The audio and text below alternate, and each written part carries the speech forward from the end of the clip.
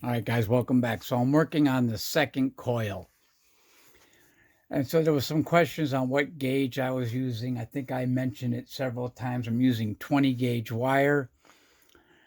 I'm doing 3 layers. So one this way, one that way, then one back this way.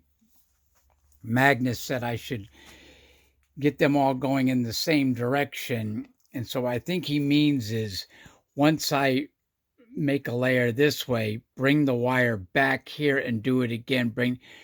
But that would make for a difficult wind because then the wire would go underneath it,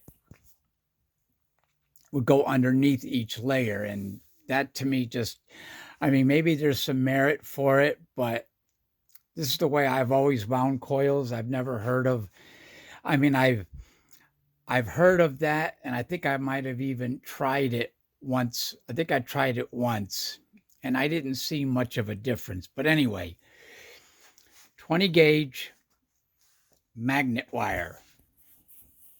I think my lens just fogged up.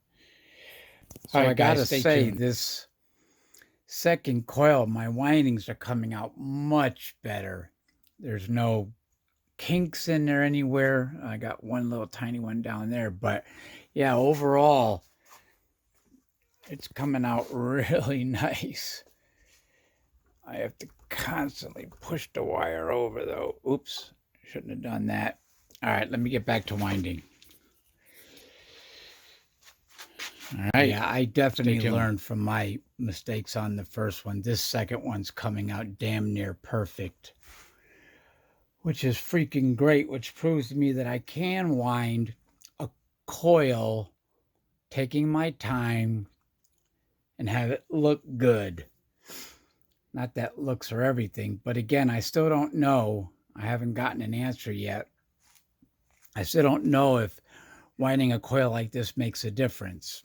I've got to think it must, if not at the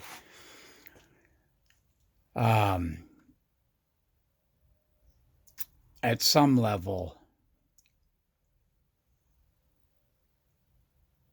Yeah, I'm not really sure. Anyway, so it's getting there. My hands get cramped though from holding it so precisely, and I'm able to wind a lot in one go, if you will. But man, my hands cramp up. It's a bitch getting old. Have arthritis too. I don't know if you can notice in that finger. Yeah, arthritis sucks. Getting old sucks. Making cool shit in the garage, awesome. So awesome beats out all of it. So finally, they're both done. All I have to do now is resin this guy like I did. That guy came out really good resined. Much better than that one. Yeah, it came out really nice. I was afraid I would lose this nice level look, but it came out good. Hey y'all, welcome back. So as you can see, the coils are done and they came out beautifully. Right now I'm printing out new what I call bearing support braces. These sit on the coil and then the bearing support brace will sit inside of that. These will get glued. Actually, they'll get glued. Hold on a second. They will get glued, one right here and then one on the underside of this bearing. And then these guys, this guy will sit right inside here. They'll sit right inside, which will allow me to, you know, take the coil apart and still use the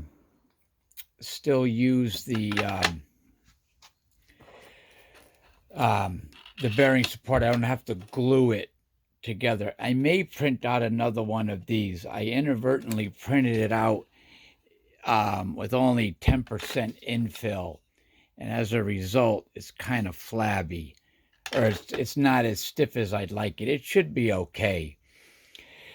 But yeah, so the tape on this is just holding down the leads, the end leads. And I got some of these, which are going to be great. I'm going to attach it on the underside like that, and one end of the lead will go in there. Or I may attach it like this on a piece of acrylic I might put on there. Yeah, maybe something like that. This way, again, I can take the system apart, change out rotors. I can, I'm not going to hardwire anything into it. Now, I know someone's going to say, oh, you shouldn't have done that. You should have wound these coils with one wire, connected all the way through. Probably right. But that would have been damn near impossible. So I'm going to be connecting them up as best I can. I've heard theories saying that when you do that, you lose, I don't know, you lose something. I'm not really sure what it is.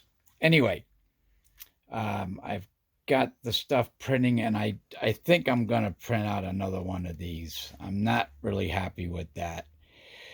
I mean, it's okay, but you can see, maybe you can't see, you can see that, you can't really see it here, and I can't get really close because, yeah, maybe you can see it there.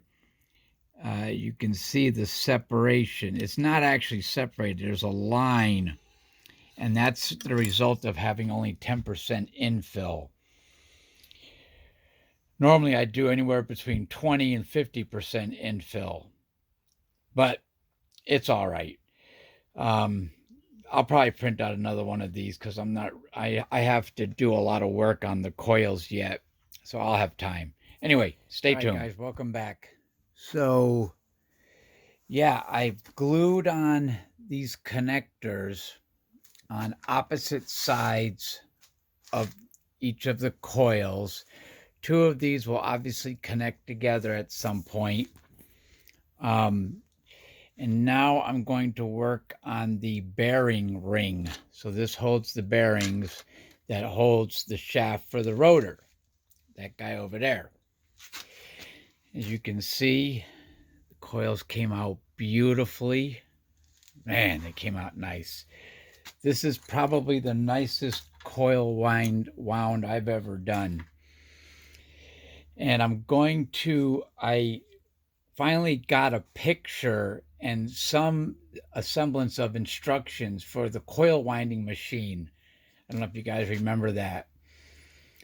And I'm going to figure out how to set that up so that I could wind the smaller coils for the solenoid motors, these guys here.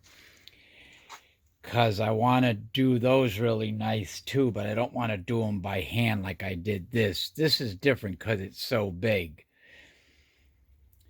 But yeah, now I just have to grind the outer edge of these down so that this sits nice and flush like that. And then these will eventually get attached to these undersides permanently. Put the bearings in, and then we can get this puppy going. All right? So I wanted to show something to you guys. So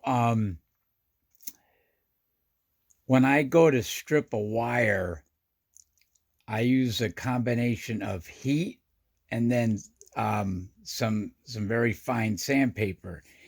And what I used to use are one of those butane things, and then I got this guy, which is a monster. I love this thing.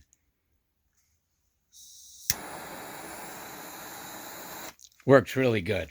Just wanted to show that to you because I found that's the best way to strip wire without sitting there. You just heat it up and it burns the enamel off, and then I use some of this stuff. This I forget what kind of sandpaper this is called, but it's really good for stripping wires.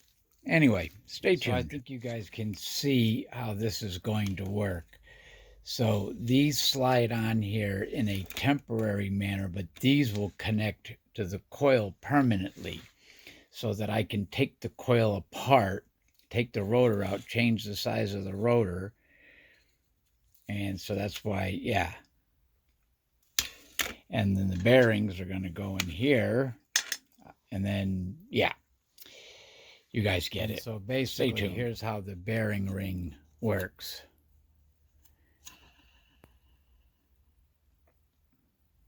As you can see. And these bearings on there are those ceramic bearings, so they work really well. So I shouldn't have any issue with too much friction anyway. I mean, there's always going to be friction, but yeah, it works really good. Hey guys, welcome back. Stay tuned. Here's an update to the Newman motor.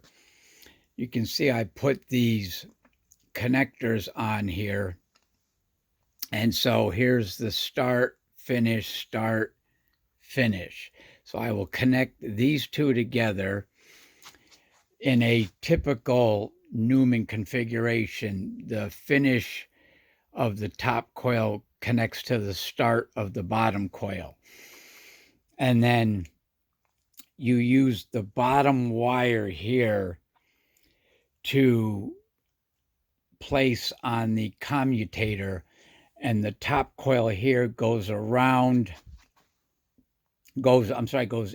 the negative, out of the positive, and then around the bar, or lays up against the bar to complete the connection. What I'm doing here to the rotors, I'm placing these rubber stoppers on there, which will allow a tighter grip around the rod here. It's a pretty tight grip, but not tight enough, and I want it to be tighter. And I use the same rubber grommet setup on the beast rotor over there. You can, I don't know if you guys can see the rubber grommet on there. The video turned off for a second.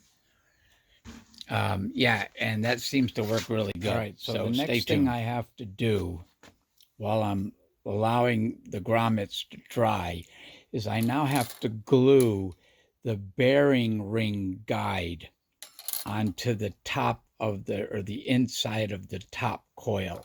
I have to glue it on the top there, but in order to do that, I need to have a guide in there. So I printed out a strip that was too big, cut it, and now I'm gluing it so that it will fit snugly in there, so that I can put this around it, and which would cause it to sit perfectly flush around the edge there. Could I eyeball it? Yes, I could, but I don't want to. The whole process of building these two coils was done with precise measurements in mind and perfection to the best of my ability. And I think it's showing up so far. Anyway, I'm waiting for the glue to dry on that so that I can then glue these guys down, one on here and one on the other underside, actually on this side here. Sorry, on this side here, because that's going to pancake on top of the ring bearing. I'm calling it the ring bearing housing.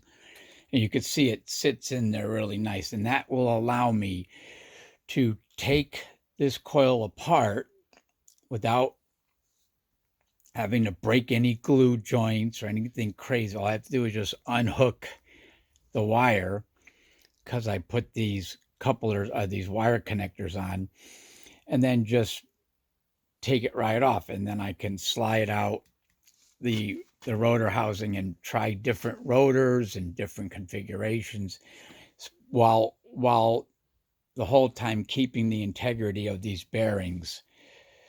Right. Anyway, so stay tuned. Unfortunately, I don't think I'm going to be able to get this going today, because I really need to let that glue dry on the bearing guide, the bearing housing guides that sit on the bottom half. I'm using the weight of the coil to press down on it evenly until the glue dries. It sets up pretty quick, but it doesn't really dry for at least 24 hours.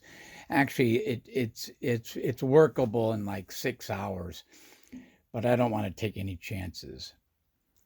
That guy should be pretty dry, so I could test to see how well the rod gets gripped by the rubber grommets. But hopefully the next video will show this puppy running at least excuse me, in the regular Newman motor configuration, as I explained a little earlier. So stay tuned for that. And I haven't forgot about the solenoid motor. It looks like it's in pitiful shape, but it's easy to put it back together. I have all the parts right there. I just need to wind the bearings. I have the new coil housings printed, and they fit really nice. I just need to wind these 3 coils. And like I said earlier, I want to do it on my new coil winder, but I may have to just do it by hand to get that project going, because I really want to get the solenoid motor up and running. Yeah, because I love that motor. That was a lot of hard work, but it was well worth it. All right. Ciao.